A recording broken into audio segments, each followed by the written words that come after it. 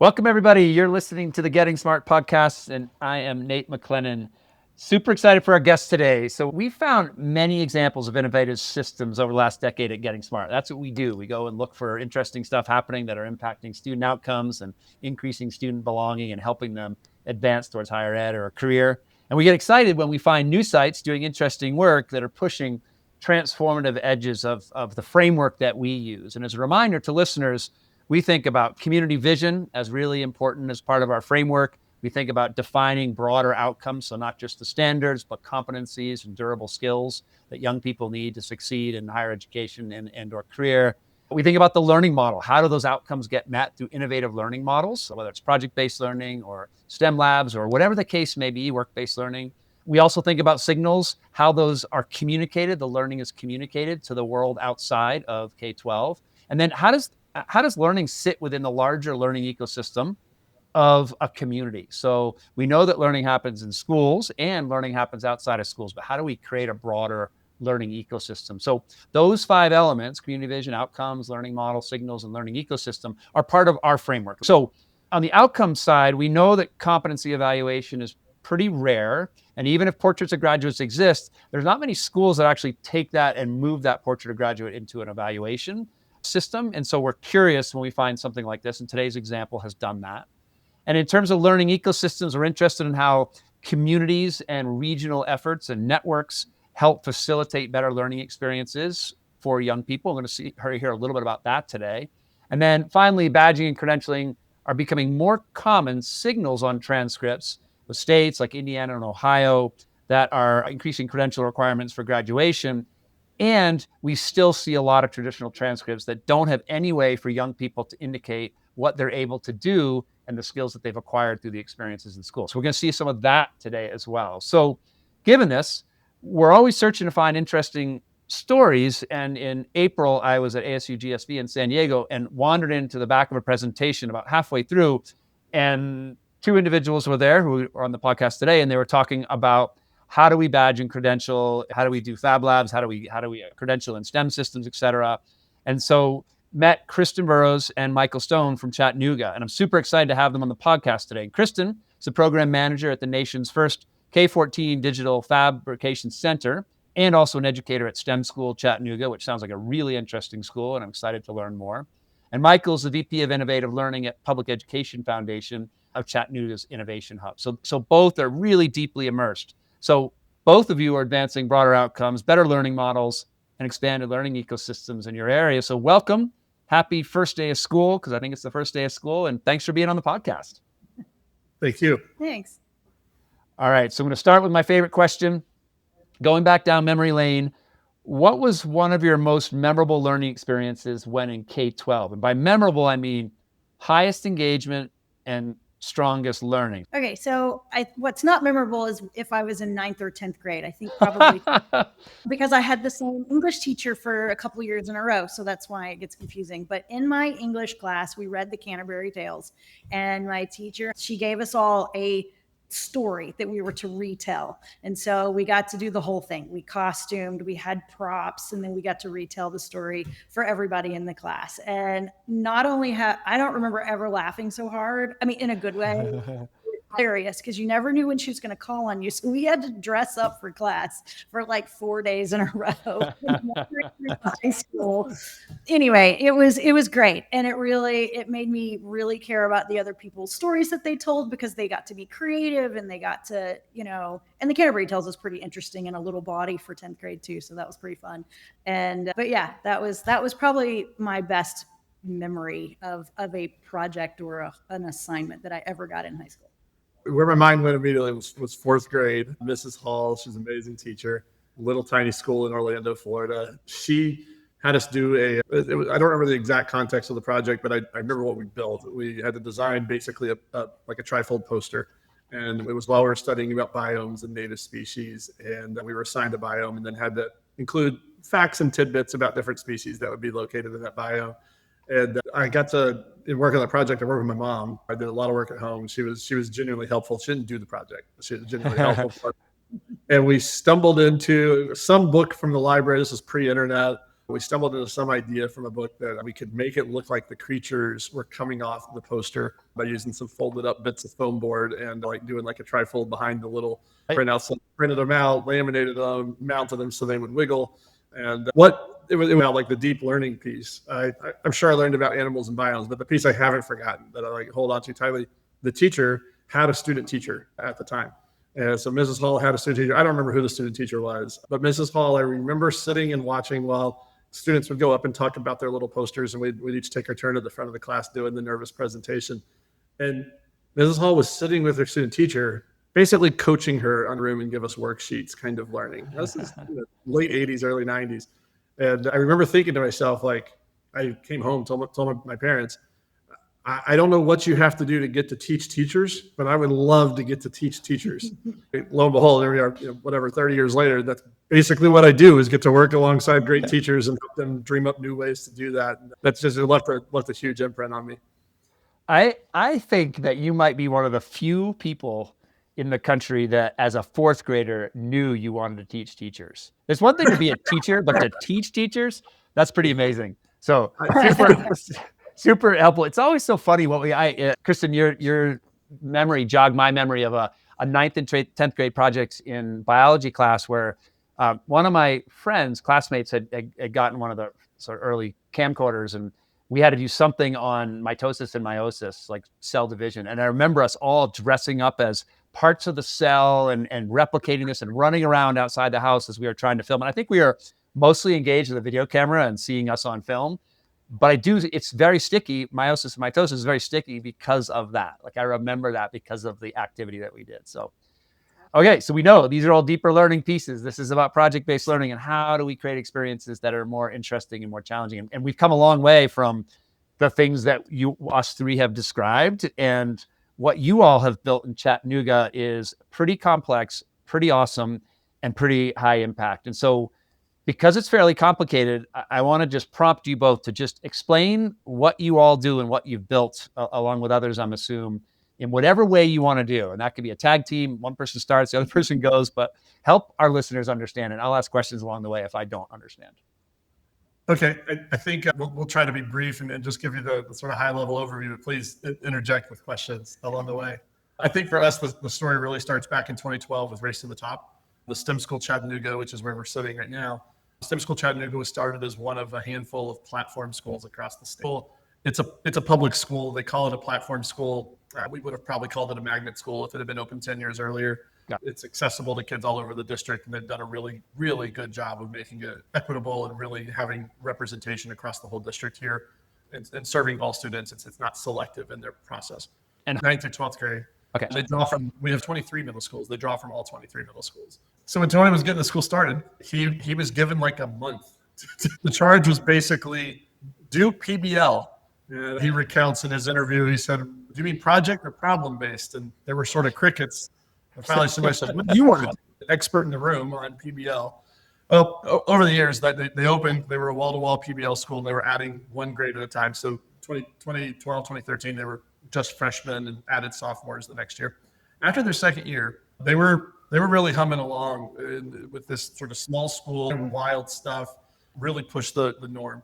And they're doing an amazing job with it. They were partnering with businesses around their PBL units. And Dr. Donan and Jim David, the assistant principal at the time, is now the principal, sat together at the end of that second year, midway through the second year, and said, our kids are doing these incredible people, but the PBL units are always ending with a duct tape and cardboard model and a slide deck. It's a presentation. Tony's undergraduate degree is in systems engineering. He knew the value of iterative work, iterative improvement, continuous improvement, but he recognized his kids weren't getting that opportunity. So they would build the language we use, functional solutions to authentic problems. Could they solve real problems by making a real thing? And they stumbled into the Fab Lab model from MIT with the Fab Foundation. Thought it was fascinating that there was something standardized that if you could dream it, you could build it. This idea of Neil Gershenfeld's splitting. So we did. The next year I had the opportunity to come join the school. I had no training in Fab Lab, was very honest. My undergraduate was in computer science, so the IT side I felt good with. I was teaching AP calculus and computer science at a local high school. Didn't own a power tool, paid people to change my oil. Routers and 3D printers was not in my wheelhouse, not my expertise. But they had a really interesting idea. In my interview for that role, Tony explained what a Fab Lab was, and I think it was like, I don't do that kind of stuff. I would love to work here, but I don't think I'm qualified. Hey, so let me ask you a question. Would you be willing to process that you go through to learn how to use those tools? I was like, well, yes, but I'll have to do a lot of experimentation. So we want a teacher who's not an expert in everything, but who can model how to be an expert learner. 2 years later, we had a Fab Lab up and running, and the intent there was built all around the STEM School's mission statement: they want warriors and critical thinkers. And I'll never forget that, because it is the very ethos of the school. It's not just words on a wall. It is words on a wall, but it's more than that. Every decision they make in the school is about, does that help students innovate, collaborate, or think critically? So when we brought the Fab Lab in, it wasn't about the learning. What the learning model was, when students have access to this technology, can we teach them two critical things? One was how to be confident enough to learn the technology right when they needed it, just enough information about 3D modeling or CNC design or mechanics or coding, so that when they needed to bring in idea capacity. And then number two was, had they developed what we now call essential skills? I know every state calls them some version of durable skills or transversal skills or whatever. Had they developed that ability to be resilient, to be able to collaborate effectively, to be innovative in their approach and engage in critical thinking. That spawned 3 years later, 2017, Volkswagen, who has a presence here in our community, their only factory in North America, is here. They made $1 million investment that we were able to grow into about a $3 million initial seed. And since then, we've taken the exact learning model from STEM School and really synthesized that into a packageable experience that we can bring through training and access to tools to schools across our community. We've now opened 55 labs, Fab Labs in schools from K through 12 across our community. Our school system has about 80 schools, so give or take 2/3 of our schools now have fully integrated Fab Labs in them, using the same learning model that we had at the STEM School, really using the Fab Lab as kind of a Trojan horse to bring students into experiences that elevate their opportunity to develop critical skills, essential skills, and technical fluencies. As that was happening, Kristen jumped on board. She's one of our first VW eLab specialists. She left a non-technical field to come do this work because she was passionate about it. And so I think it's funny that both of y'all's stories that you told at the beginning were science, because that was actually what I taught for almost 18 years. And that wasn't my example. How funny. Anyway, but I taught biology and A&P and 7th grade science for years and years. And so I always loved having students be super engaged in class. And in 2017, when we had the opportunity to write a proposal to apply for one of these VW eLabs to come to our school, at the time I was in a K-12 school at another magnet school here in Hamilton County. Okay. And then got to start that lab. So yay, we got the proposal accepted and we started our lab that year, and it was just absolutely fantastic. And I just find it really interesting because, again, I had seen a 3D printer at the library, I think. I had not in a lab, but I just saw the way my students reacted to having these kinds of opportunities that were so foreign, and that it could be applicable in any of their content lessons, like a really great PBL with some sort of a maker project. And I got to work with kindergartners and do an elevated egg drop based on Humpty Dumpty, and just do all these really cool PBLs with students across all content areas and all ages. And I just loved it. So when they were starting the Global Center for Digital Innovation, that's why we call it the GCDI. It's a mouthful. I was excited. It was probably the only thing that could pull me away from the school that I was before. So I decided that was going to be a really neat thing to come on board with and to be part of STEM School. Yes, STEM School and the GCDI are all part of Chattanooga State Community College. So we are on a college campus, which also adds to how interesting the experience is for STEM School students, because our 11th and 12th graders take college classes sometimes more than they take their high school classes, because they're kind of almost done. So we have a very fluid experience for our students in 11th and 12th grade. As long as the college students are coming with a college professor or staff, then yes, we will collaborate, and they do get to use the space. We've had some electronics classes come in, and they wanted everyone to learn to solder all at once, and we had more equipment than they did in their electronics class. And then we've also had quite a few art classes come through at the university, or the college level. So it's been a really, really neat experience. So the GCDI, while I have STEM students every day, we also have some open time in the schedule. So we do field trips for other Hamilton County schools. So I really have seen almost every grade level in this space over the last couple of years. I don't think any kindergartners have come, but I've gotten almost everybody else. But I think it's just about being on a bus for them. And then, yeah. And then are you still teaching at the STEM school, or I mean, how does your job look? So my job so I have 2 planned classes every morning that are STEM school classes. I teach 9th grade and 10th grade in a class that we have called Tech Time. It's really, according to the state of Tennessee, it's called STEM 1, but we call it Tech Time at school. And so I see 9th and 10th graders every day in the morning. And then after about 12:15, the schedule's open for me to collaborate with other STEM school teachers at a convenience, because we are literally next door. We walk back and forth. I have a lot of the STEM school classes come and do collaborative projects here in the GCDI. But they also have a fab lab in their high school. I think that model is sort of emblematic or symbolic of what we see across the VW eLab network and the community at large. We would call Kristen's lab how she's scheduled as a STEM school teacher. We would call it a hybrid schedule, that she has a scheduled class. Students come in on the schedule.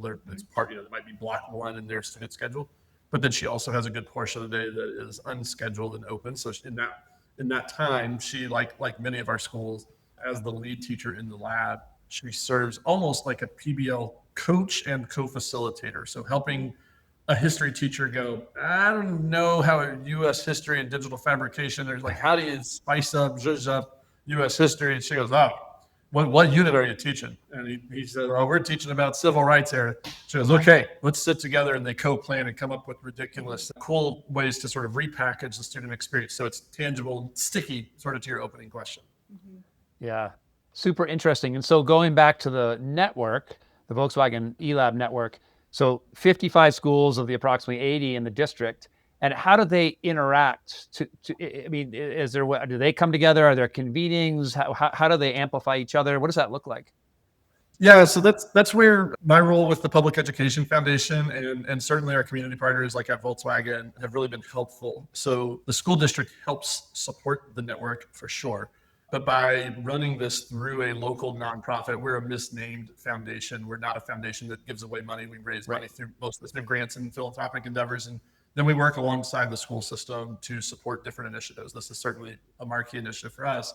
We convene the entire network multiple times a year. When we're opening new labs, we provide a very scaffolded, explicit, 3 years of professional development for the teachers and school leadership teams. We've built out a certification process that is completely made up. It's localized, but it's intended as we grew. First year we had 8 labs. It was pretty easy to keep our finger on the pulse. As we grew over the last 10 years, what we realized is we saw sort of stratification of labs that were highly effective and maybe labs that weren't quite reaching that mark. And so we needed a way to put some guardrails around that and define it. And a lot of that definition has been around, basically we certify across 3 levels now. So like a emerging, established, and leading. And that progression moves from an emerging, the VW eLabs have structure in a school, there's schedule and staff, so kids can access the lab and use it. No assessment of quality, but just kind of get in there and use the stuff. Right? That's sort of level 1. It's not dormant and dead. It wasn't one teacher that had this cool vision that dies when the teacher leaves or new principal comes in and closes it. Yeah. Level 2, that established, is more about elevating, we'll talk about at the beginning, essential skills and technical skills. Has the school identified a clear progression of how those develop across 9th, 10th, 11th, 12th grade, K through 5, whatever the scope is for that school. But do you have a clear plan? The same way we expect schools to have a clear plan for how they grow students in math or English, we feel passionately they should have a clear plan on how do you grow a student as a collaborator, as a critical thinker, as a problem solver. So we hold schools accountable to that. And then the leading level says, hey, let's use the lab as an incubator of those skills. But to be leading, we need to see, maybe not the technical skills. It might be hard pressed to find that every 3rd grade teacher cares about 3D printing. But every 3rd grade teacher should care about collaboration, about communication, right? So creating a network where you can talk with other teachers across other buildings that are having this shared experience and sort of bounce ideas off of, lament when it's challenging, navigate district policy changes, all those things. Does the lab exist? And is it scheduled? Is it established? So they're actually teaching these essential skills and tech skills. There's a plan. And then this last piece, we've been thinking a lot about R&D and schools, especially public schools, and how we need more R&D labs. And essentially, you've Trojan horse the lab as, like, you used the word Trojan horse before, but the lab itself is R&D, and it's trying, has more flexibility to try things, but then there's a goal to get it out to these broader audiences in the schools. How successful has that been in both the use of essential skills, right? So other teachers using essential skills, but also the pedagogy itself, because you all are project-based and problem-based, et cetera, et cetera. How have you done any analysis on that, or just anecdotally, how successful is that R&D impact, I guess? To answer your question, if you'd asked me that 3 years ago, it would have all been anecdotal. And I would have been able to say yes, but most of it would have been one-off stories. The certification process has helped us now. We can point to very specific schools and say, I can name them. They won't mean much to your audience, but Red Bank Elementary School, it's a community school, small elementary school here in town. They've gone on this journey, and when we certify them, it's a rigorous process. We're awarding them leading certification. They were the first elementary school in our community to get this highest level. It was a 4-hour site visit. We needed to see the work in action, and what we were looking for was students displaying clear evidence that they had embraced those essential skills holistically, not just when they were in the lab, right? So it was one thing for them to demonstrate using engineering design cycle and working as a team on a project when they were in their schools via the eLab. It was a whole different thing to go to a reading circle in a third grade classroom and listen for, a Socratic circle, students that would be using the exact same language they'd been coached on in the eLab to talk about a reading passage and how the young lady disagreed with the young boy beside her, his analysis of the reading, right? So being able to see that in real time was amazing. And that all was happening as we were developing the certification process. It was happening concurrently. Let's say collaboration was the thing they wanted to value. They had teased that out to say, what does that look like as a freshman? What does it look like as a sophomore, junior, senior? How are we going to grow you as a collaborator? They had done that. And 3 or 4 years into doing that, what became clear was they didn't have a standardized process internally to give kids consistent feedback on how they were growing. So to put some specificity, as a freshman, they might say, we're going to grow you as a collaborator through the lens of diverse communication. Can you work together in a team with people who don't have the same lived background as you, who don't have the same personality type? They all took the Myers-Briggs assessment. So how do you navigate that?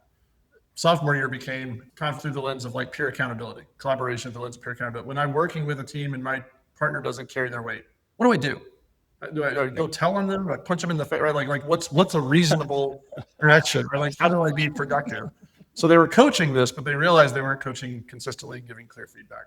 So we started building out. Kristen piloted this at the school, going, what might that look like? How can we start to capture? Could kids document their process? We talked about process over product, but it was more ethereal. Could they document evidence in the process and point toward how they're developing the skills? And she took us down a really interesting path that sort of led to something that probably was why you bumped into us today at UGSV. You want to tell about what you were doing there? Well, sure. So the year that I was hired, which by the way was the same year that COVID hit us, during that year, because this building wasn't finished and we didn't have all the fun toys to play with the students, part of my job description was help us document what students are doing, specifically when I started with their technical skills progression. Like, how can a kid show me that they know how to use a 3D printer? Because we had printers available, even though it wasn't in this room.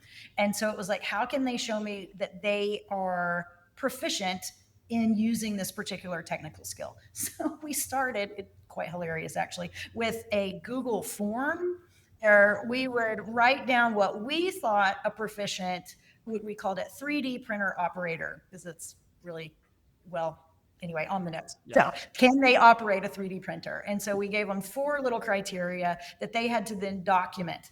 And so it was a Google form with 1 text box. Love it. Upload some pictures. And so my job was to collect this data, sort this data, figure out if the kid, yes, passed, no, didn't, give them some kind of feedback, which you can't do through a Google form, and then keep track of all the kids. They were now 3D printer operators. So I had this remarkable spreadsheet. Oh, and by the way, we had 12 skills, but my spreadsheet was so humongous with every kid in the high school. And I just met them. And so I'm just talking to an email. I've only been in this building for 2 months. Right. So what anyway. happened? You have this basic prototype built out of Google Sheets and Google Forms, and then what did that turn into? What did it evolve into? Its next iteration was not much better. Iteration was a Canvas course, if you're familiar. Oh yeah, no, we were a Canvas school and I ran a school and I understand it and its limitations. So Hamilton County went, oh, we're not using Google anymore. We're going to use Canvas. And I was like, oh, goody. So I'll redo everything in Canvas. And so anyway, but it was basically exactly the same, except the one thing that was better is that I did have a way to provide written feedback for a student on an assessment now, right? So yes, better, not great.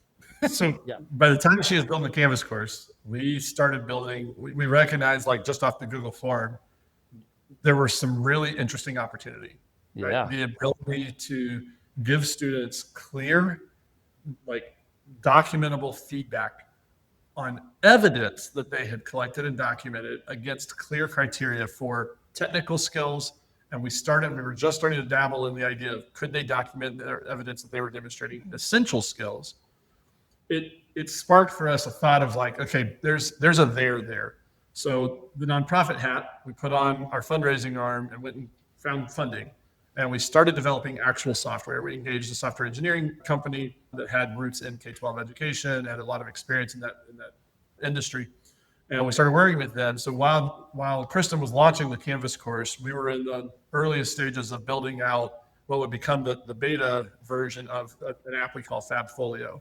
That's what we were doing at ASU GSD. Folio is an app that was designed to give clear feedback to students, to provide a mechanism for students to document evidence. They engage in a project, whether that's a big PBL that's standards aligned, that might be a design challenge, that's just more about solve a problem with a product. It really has nothing to do with the Fab Lab, right? It lives now well in our community, well beyond the Fab Lab sort of protocols. But it's an opportunity as students work on a project, they can see what are those, we call them micro credentials or skills. Basically, what are these little granular skills in the essential skill bucket and in the technical skill bucket that my teacher's assigned or that I want to chase. So it's gamified that a little bit. And the game is essentially just document evidence in any digital file type: text, video, picture, slides, code snippets, CAD file, any digital file type. Document evidence that you've met all of the criteria for a particular piece. This spring, we added in a layer where we're now using, it's a version of GPT under the hood to provide real-time, immediate, formative feedback for students. Turns out AI is really good at assessing one piece of digital information against another, right? When the criteria to look for are predetermined, it's pretty good at that. And it also gives the teachers that formative feedback that the students see in their process.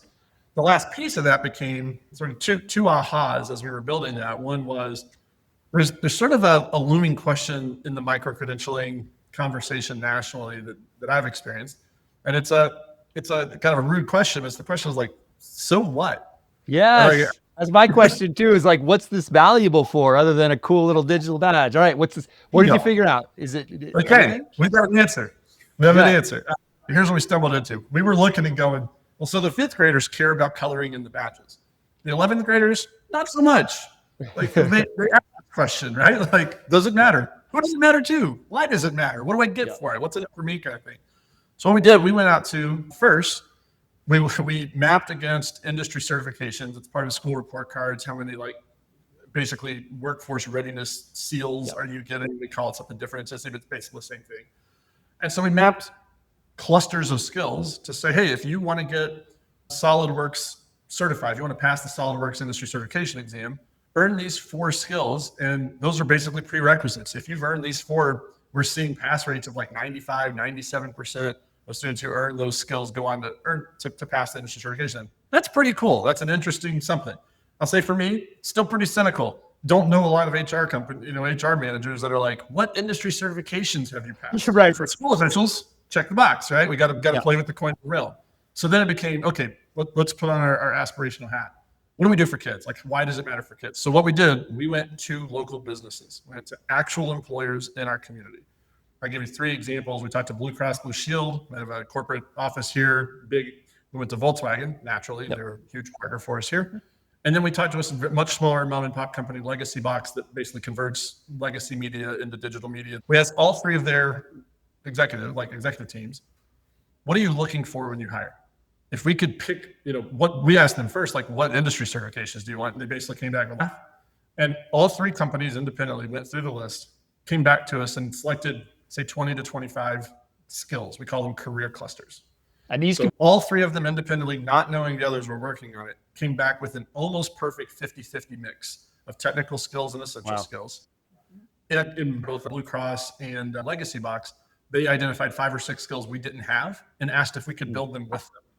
So suddenly, we were able to present in front of kids. By the way, when you happen to earn these 20, Blue Cross Blue Shield, this is what they say they value most when they're hiring people into their entry-level jobs in their IT program, when they've got a really interesting post-secondary accelerated degree program here in town. So they not only are providing, hey, this is the thing to care about, but when a student completes those, we won't include them in Folio without them including a clear, tangible incentive for the student. So the students can see, here's the Blue Cross cluster. And then if they complete the cluster, here's the incentive for me that directly impacts me, the student. It's different for each organization, but what we're seeing is it's having 2 tremendous impacts. One, it's closing the gap between employer and educator, right? It's sort of closing the gap between education and workforce readiness. And 2, it's elevating for our teachers. It's elevating like this drum we've been banging for a long time. 55 labs and 80 schools is awesome, but it means 55 teachers are doing this. Right? Now, suddenly you get principals coming along going, right? They got 4,000 teachers in the school district. Now principals, superintendents, leadership teams are coming along going, wait. The 3 biggest employers in our community have said this is what they value most. Yeah, let's make sure we align with that. So we're seeing really interesting fallout. And I guess the back end piece, I'll stop rambling here, but the back end piece for us, the aha was, we didn't mean to build a data collection mechanism. But after our first pilot year, we realized we were sitting on a mountain of data that had nothing to do with student test scores and achievement. Right. It was all data pointing a student, disposition and mastery of these essential technical skills, which we're only just starting to tap into, but it's really, really exciting. One of the things we keep talking about is that, the students need to be able to present themselves to future employers and college or whatever their trajectory might be. And so we're hoping through FabFolio, with some of the new things that haven't been developed yet, but we're working on them next, that they will have some kind of a FabFolio skill transcript that they can attach to their applications that they're sending out, and that they can, when they're being interviewed for a job and they say, so tell me about a time that you collaborated effectively, they had to document it, which meant they either had to video themselves, they had to write about it, they had to do something. Right. I knew this story was going to be interesting, and it has far exceeded my expectations. So I appreciate it. You are both super coherent and clear about the story, and I think our listeners certainly may be contacting you to say, how on earth can we do this in our place? Because this is really interesting. So in our show notes, we'll make sure that there's contact information and website information and things like that.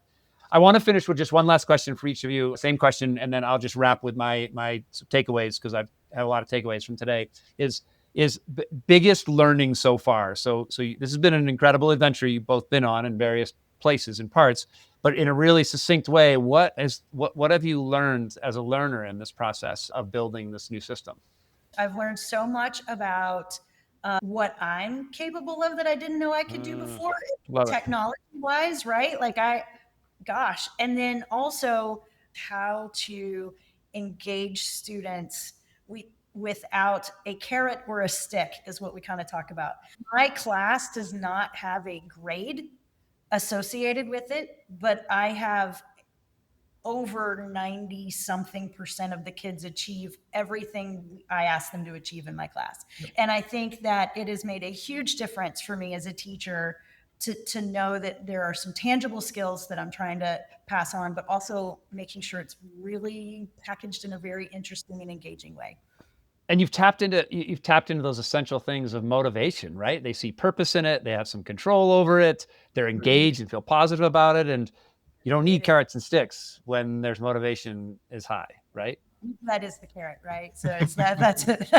Right. Maybe that's the carrot. Right. Okay, Michael, what about you? It's changed my career. It changed my whole outlook on education and it entirely.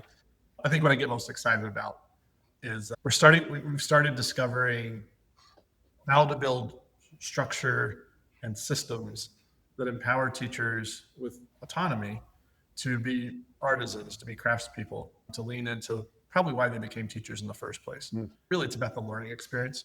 We position them to facilitate experiences for students that, as a dad of 4 kids in our local public school system, we're giving students opportunities to have such rich experience that they're discovering their unique interests and aptitude. They're discovering what they're good at and what they like. Yeah. And I'm not sure there's anything we can do that's more empowering than to help a student stumble into that discovery. That's going to be a pretty darn fulfilling career. Well, and you all have gone through that same process. What your students are going through, you all are in that. You found something you're passionate about that has impact. You have a lot of agency. Fantastic. Michael, Kristen, thank you so much. I want to just share a couple of nuggets that really stuck out with me and see if they resonate with you. But this idea of creating learning environments that have students finding functional solutions to real problems. I like that language is great, and I know you like it. It really resonates with me. The learning in front of students and knowing that we don't have to go and know everything. We can learn and we can make mistakes. And that's a huge amount of modeling. Too many of our young people, and I think adults in education, we're very compliance oriented. We want to do the right thing, or we try to do the right thing, or we're told to do the right thing, and we don't want to make mistakes. But that's part of learning. It's part of the process. So that was good. This idea of how do we spread innovation in schools, and you have a school that's a magnet school. You have a lab attached to that magnet school that is attached to a number of other labs that are out there, these 51 other labs in the districts, and those labs in those districts. So you have innovation school, innovation center, spreading out to other innovation centers who are then impacting the rest of the schools that they're embedded in. And so that's a really powerful trickle-down model of R&D, which I think is really powerful. And I appreciate the Trojan horse language. This idea of networking, which we just talked about, super interesting. And how can we do more of that to get people? We know there's all sorts of interesting teachers that are doing interesting things, but connecting them matters. I love that you built with spreadsheets and Google Sheets and we're trying to bootstrap a solution and then realize you had to build a real tech product after that. I think too often tech companies do the other way around. They build something that they think people like, but the way that you describe it, where you had a need around essential skills and to document it. So you started building in Google Forms, Google Sheets, and then the product Folio emerged is really powerful. Technology comes second to the ideas and the prototyping. And then finally, last two is the value of credentialing. Credentialing is the buzzword right now, absolutely, in the United States, but it has to be meaningful for students. Otherwise, it's no different than getting an A in English or a C in biology or whatever the case may be. It has to be meaningful. And the idea that you were able to go to businesses and say, look at these essential skills, technical skills, what's important to you, which then allows the students to see that this might be helpful for them in their career. And then this engagement without carrot or stick and building agency, how can we have all teachers see that they are artisans and that they are building and creating and they're part of this movement of helping young people do the same thing. So Kristen, Michael, really appreciate your time today. Grateful. I learned a ton and I am really excited for our listeners to go and explore more on your websites and things that'll be in the show notes. So thanks so much and a happy first day of school. Thanks for tuning in to the Getting Smart podcast today. We want this podcast to be actionable, insightful, and a great way to learn about what's next in learning. In order to stay on the cutting edge, we need people in the field to tell us what they're hearing, what they're wanting, and what they're needing to learn more about. Got a topic or a guest in mind? Send your recommendations to me, Mason at gettingsmart.com. And if you like what you're hearing, don't forget to leave a review in Apple Podcasts or subscribe wherever you listen. Feel free to share the podcast on social media using the hashtag GSPodcasts. Thanks so much.